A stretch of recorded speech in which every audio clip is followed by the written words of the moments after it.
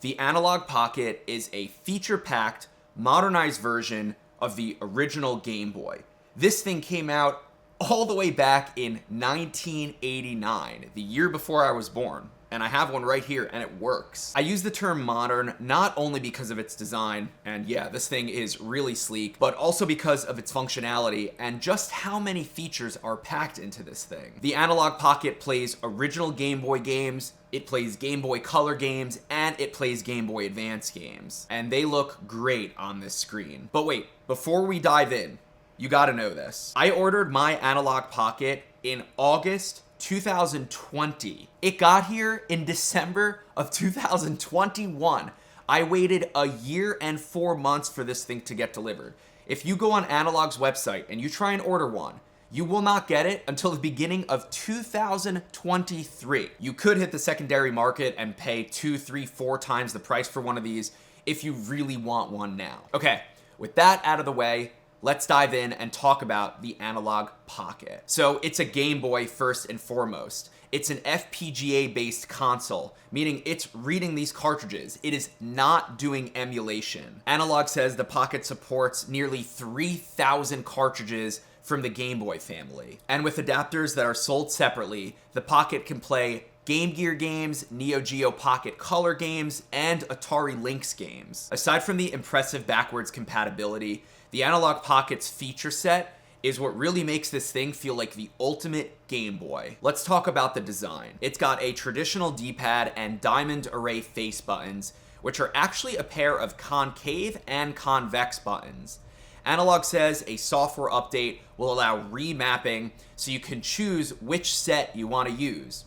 That's cool. Down here you've got select and start, and then the analog button in the center brings up the menu, and we'll go through this later. The power button is a nice mint green, and the volume buttons are above it. On the right, you've got a micro SD slot, which is used to manually update the software. There's no Bluetooth or Wi-Fi in the Analogue Pocket. Around the back are shoulder buttons, which actually only ever existed on the Game Boy Advance and the SP, but they're there. And then of course, the cartridge slot. Where it starts to get interesting to me is the fact that Analogue included a link cable port, so you can trade Pokemon with this thing. They also included a headphone jack. Nintendo actually included a headphone jack on most of the Game Boy hardware. The SP did not have one. There's an LED indicator for battery and then an IR transceiver. And you guessed it, the Analogue Pocket has a USB-C port for charging. Welcome to the modern era. The screen here though, this I think is the most impressive thing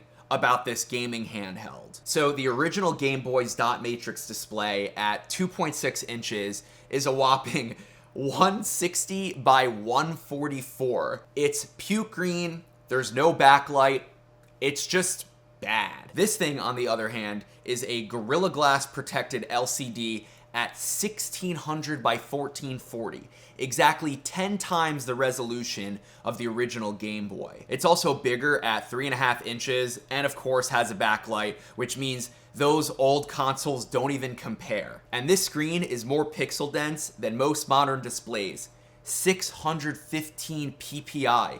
It looks incredible. I played an assortment of cartridges on this thing. Games like Tetris, Donkey Kong, Pokemon, Spider-Man, Mario Golf, F-Zero. My friend Paul lent me all these handhelds and games to use for this video, and most of them I tried just worked. Some had the occasional error, but doing the old blow into the cartridge and hope for the best trick seemed to work. Paul even has the Game Boy camera, which came out in 1998, and yes, it looks terrible with all its 3 frames per second digital viewfinder, but it's pretty cool nonetheless. One of my favorite features, which is unique to the Pocket, is the ability to change the display mode. So let's say I'm playing an original Game Boy game. I can press the analog button and go left and right on the D-pad to cycle through various screen settings. There's this red and black mode like the Virtual Boy.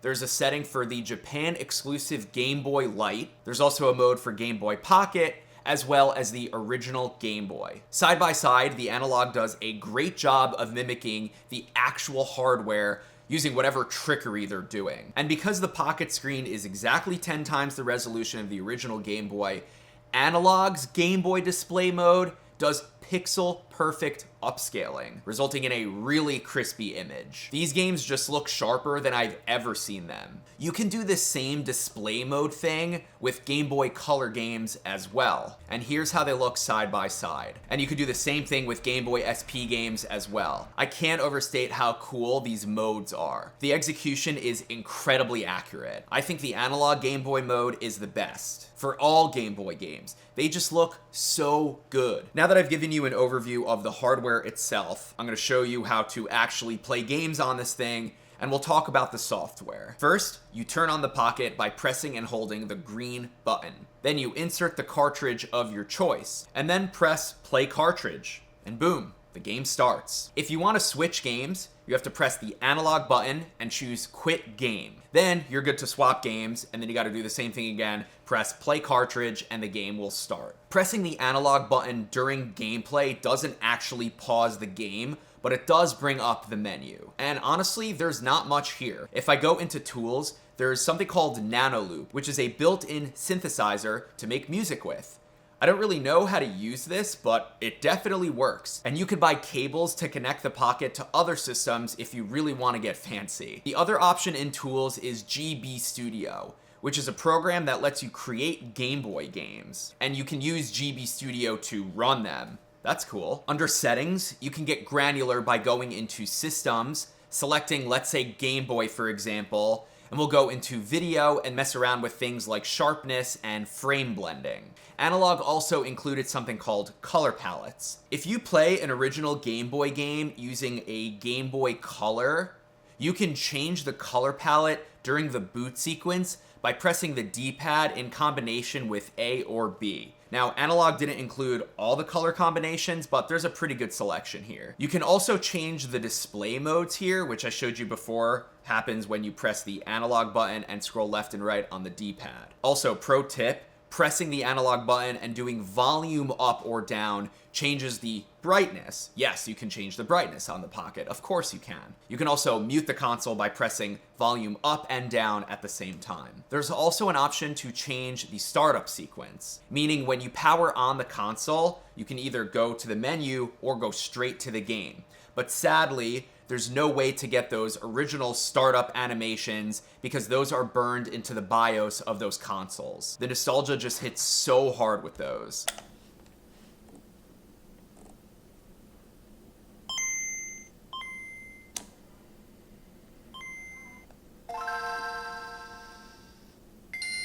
Another cool feature of the Pocket is the sleep-wake functionality, which is exactly what it sounds like.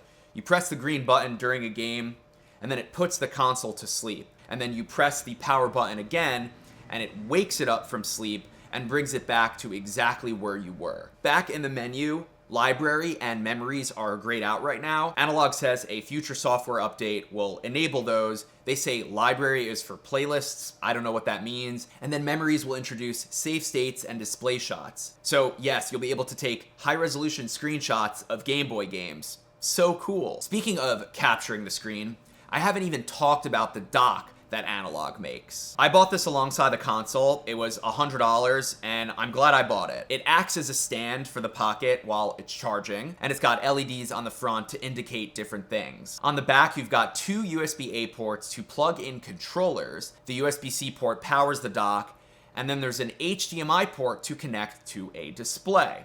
The dock comes with an HDMI cable, which is nice. Reminder, HDMI does video and audio, and the audio fidelity out of this Pocket sounds awesome. The Pocket speaker is way better than any of the original Game Boy hardware, but hearing it from a monitor or speakers just sounds next level. Yes, it's quickly worth mentioning the Game Boy player that hooked up to the GameCube.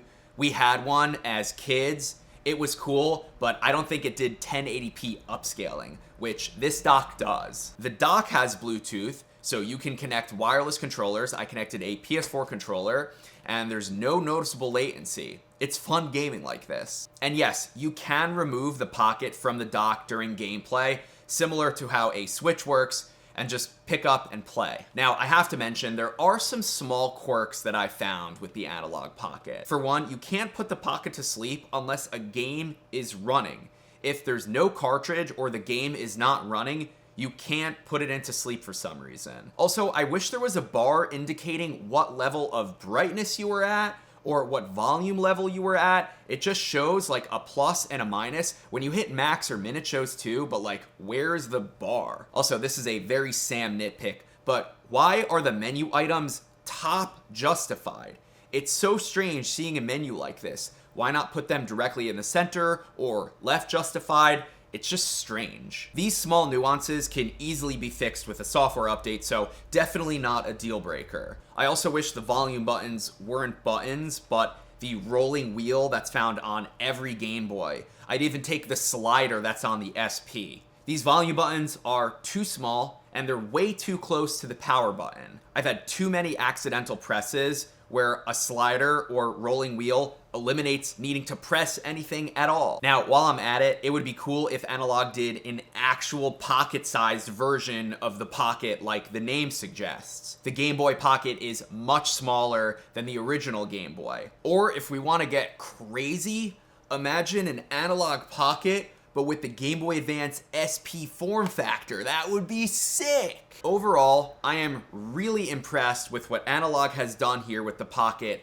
and all of its functionality. To me, this thing is a must-have for enthusiasts and collectors. But I also think it presents an opportunity for teenagers who completely missed the Game Boy wave to revisit the classics, but on much better hardware.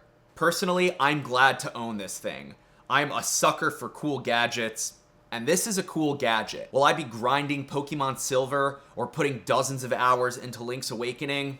No. We have these things called smartphones with an endless supply of entertainment and ways to spend time. Twitch, YouTube, social media. I don't need to explain it. Of course, you can play games on this thing, but when I was 10 years old, I didn't have a cell phone. I had Pokemon Red with a Game Boy Pocket, and I played the heck out of that thing. Times are vastly different now, mostly because of the internet. Current technology, these sort of things, have vastly surpassed what the original Game Boy could do. Now, that's not to say that this thing isn't awesome.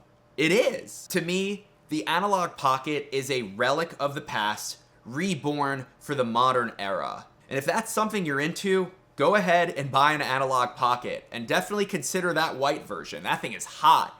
But again, have fun waiting an entire year. In the meantime, though, we have the Panic Playdate to look forward to, which is another quirky handheld, but that thing is getting games delivered over Wi-Fi, and they're all original.